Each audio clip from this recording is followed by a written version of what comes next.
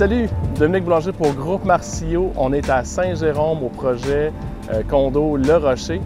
Et donc, aujourd'hui, petite visite de chantier. On va aller voir Francis pour connaître l'avancement du projet. Salut Francis! Salut mon dame! Hey, ça fait un petit bout de temps? Ça va bien? Ça va super bien. Yes! Bienvenue au Rocher, phase 1.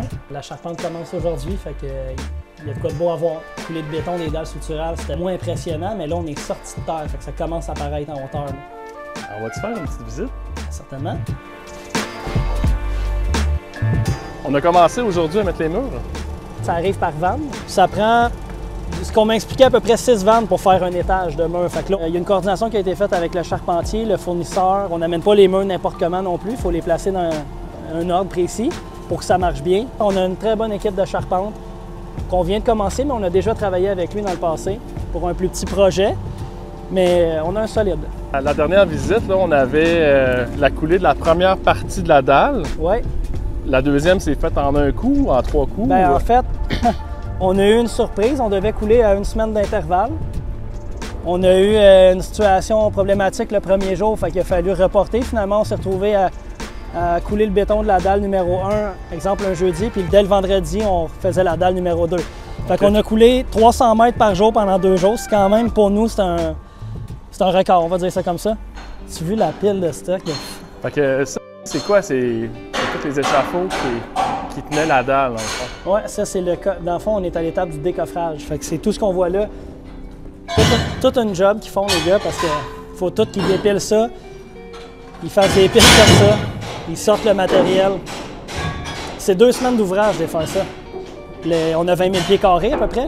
C'est 2 semaines d'ouvrage à tout défaire, piler, sortir. Okay. Là, cette section-là, elle n'a pas été défaite encore. C'est la prochaine. Oui, c'est ça. On peut voir comment c'était à l'étape de la coulée de béton. C'est sûr qu'on a chauffé quand on a coulé les dalles. Il y avait du chauffage en bas. Ouais. C'est quoi la différence entre du béton qui est coulé l'hiver et en temps normal?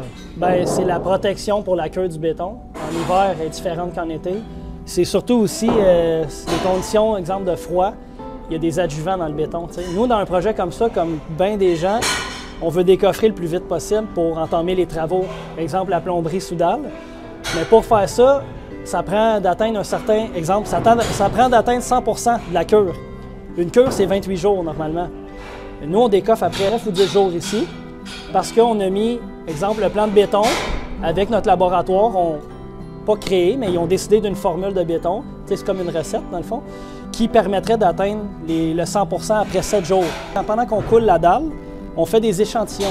Un échantillon par 100 mètres de béton. Puis ça, c'est cassé, ce cylindre-là, puis on obtient des résultats.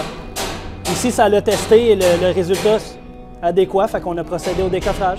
Juste derrière toi, ça, c'est l'ascenseur? Ouais. C'est les ascenseurs, en fait? C'est les ascenseurs. On peut le dire les, oui. Il y en a 2. Donc, en ce moment, c'est peut-être bizarre à voir, mais oui, c'est l'entrée au sous-sol pour les ascenseurs. Aux étages, les portes sont de l'autre côté. Ici, on rentre de ce côté-là aux étages, on va sortir dans les corridors. Est-ce que tu sais par cœur combien qui rentrent de véhicules dans le stationnement? D'après moi, 50. OK. Si je réfère à quand on a fait le 52 logements, il y en avait 41 cases pour 52 logements. OK. C'est presque. Donc, pour un 62 logements, ça, c'est un petit message pour dire aux gens, si vous voulez un stationnement. Dépêchez-vous. Oui, il n'y en aura pas pour tout le monde. Surtout qu'il va y avoir des bornes partout futures. On va avoir une prévision pour recevoir des véhicules électriques. Au départ, il va en avoir un certain nombre, mais tous les travaux supposons qu'on a beaucoup de demandes pour avoir des véhicules électriques, tout est déjà préparé pour ça, donc c'est facile à ajouter. Okay. Il va en avoir aussi à l'extérieur du bâtiment, mais à l'intérieur, il y a une prévision pour alimenter toutes les cases de stationnement. Okay. Fait que là, tu nous amènes en haut. Oui, pas bien loin. On s'en va juste en haut. Allons-y. On y va. Toute la préparation d'avance est dans la tête. De le voir, c'est toujours le fun. Fait que moi, je regarde ça puis je suis vraiment fier. Tu sais, c'est pas nous qui exécute physiquement rien dans le projet, mais ça reste qu'on prend part à tout ça. Puis j'en ai une fierté de l'avoir pensé, de l'avoir prévu, de l'avoir planifié. Puis c'est ça le secret, c'est toute la préparation qui est faite avant. Pour que ça se passe bien au moment présent, c'est parce que tu as fait beaucoup de travail, là. Beaucoup de travail, beaucoup de communication avec les sous-traitants, tu sais, il n'y a rien à cacher. On dit qu'est-ce qu'on veut, l'ouvrage qui vient avec, c'est franc, ils chargent le prix en conséquence, nous on accepte ça, puis beau travail d'équipe. Là, l'entrée du bâtiment... On est devant en ce moment. OK, fait que c'est ça. Ça, c'est l'entrée principale. La petite échelle à poule. Ouais, on va dire que... Fait qu'on arrive ici. Fait que On nos arrive images ici. en 3D, là, c'est ça. Ouais, bien là, quand on arrive, il y a une double porte, là, en fait, il y a un sas d'entrée. Là, quand on arrive ici, comme qu'on peut regarder, c'est dur à figurer. Petit salon de coiffeur en avant, le gym juste à côté de nous. Quand on rentre, il y a les tables à manger. Il y a quelques tables, une petite cuisine, vers l'arrière, table de billard, etc. Mais après ça, on se trouve ici dans le passage. On voit les lignes. Les autres, ils tracent toutes les divisions à l'avance. Fait que là, on voit bien notre passage. On arrive avec chaque entrée de logement partout. Fait que, au rez-de-chaussée, il y a 14 logements. Puis après, on a 16 logements par étage. Il n'y a plus l'espace des aires communes. Fait que... Mais ça nous permet juste de se projeter puis de voir qu'on va marcher ici sur des beaux carreaux de tapis dans 6 mois. Toute la section là, du premier mur, il y a déjà des garde-corps. Je pense qu'on est un petit peu plus haut qu'ici. Oui, à cet endroit-là, oui, effectivement. Mais normalement, au rez-de-chaussée, avec le remblai, on n'a pas besoin de garde-corps parce que j'ai moins de 10 pieds. La norme, c'est 10 pieds. Si tu es à 10 pieds, un demi-pouce ou 10 pieds 1, ça prend un garde-corps ou ça prend que tu es attaché. Tu sais, la compagnie de charpente qu'on utilise, il y a des façons de travailler. Eux, ils travaillent avec des harnais toujours. Fait qu'il n'y aura jamais de garde-corps qu'on va voir tout le tour des murs. Ils vont toujours travailler au harnais. D'autres vont investir dans des garde-corps, ils vont l'installer puis ils travaillent sans harnais. Tant que le respect des normes est là, ça revient au même. Bel avantage d'avoir 2 ascenseurs ici. Quand il y a des gens qui déménagent, c'est un ascenseur fonctionnel pour les occupants. C'est pas obligé d'avoir 2 ascenseurs, c'est un investissement qu'on a décidé de faire. C'est une décision qui a été prise, elle a un coût, sauf que c'est cette qualité-là. Chaque fois qu'il y en a une de monopolisée, tu sais, un déménagement, ça prend du temps au dernier étage. Bien là, tu as toujours un ascenseur fonctionnel. Puis quand il n'y a pas de déménagement, bien, tu as l'accès à 2 ascenseurs. Les lignes qui sont tracées là, Ouais. par rapport aux divisions. Oui. Ça, c'est un... T'as le corridor. Exact. Ça, c'est les corridors, c'est en 2x6. Puis les murs mitoyens, comme on peut voir, c'est ossature double avec un espace d'air entre les deux pour la transmission du son. C'est l'objectif. Tu as une meilleure insonorisation parce qu'il y a plus épais d'isolant, mais c'est aussi le fait que ça se touche pas. Parce que c'est la vibration le problème. C'est l'impact, la vibration. Donc là, elle se transmet pas quand tu as 2 murs comme ça. C'est l'objectif. Fait que les gens qui sont à côté d'une cage d'escalier, nécessairement tous les logements donnent sur un corridor, mais les gens qui sont sur une cage d'escalier, il y a quand même une insonorisation de plus parce que les escaliers avec l'acier, il y a de la vibration, il y a des portes là-dedans beaucoup plus. Fait que le concept est un peu différent entre 2 logements. Presque similaire, mais on va ajouter ça s'appelle une barre résiliente qui encore là réduit la vibration. C'est comme ça que ça va être monté. Là, ici, on a une dalle qui a quand même une certaine épaisseur. C'est structurel. Quand on va arriver à chaque niveau, on n'a pas une dalle de cette épaisseur-là nécessairement.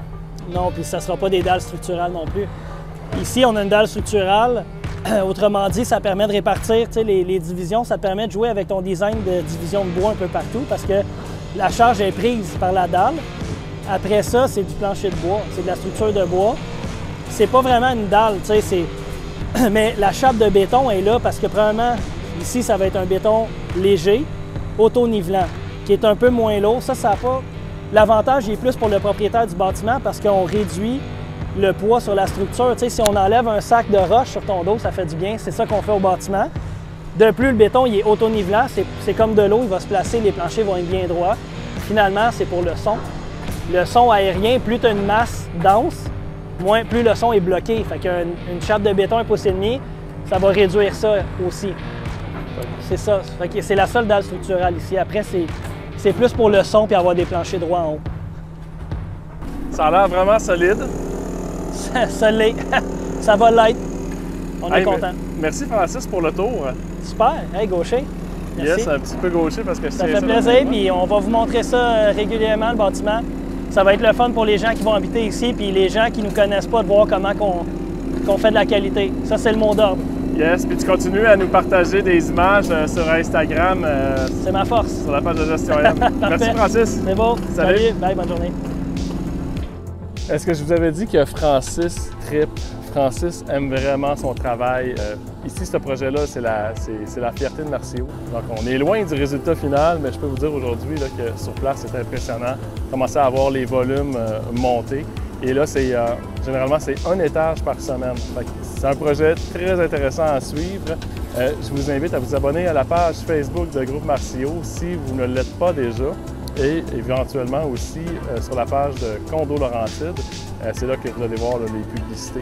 Aujourd'hui, on avait une vidéo qui était plutôt sur un suivi de projet, mais tout ce qui est promotionnel, dans le fond, va être plutôt sur Condo Laurentide. Au nom de David, Francis et toute l'équipe de Marcio, je vous souhaite une excellente fin de journée. Merci de nous suivre et de partager. À bientôt!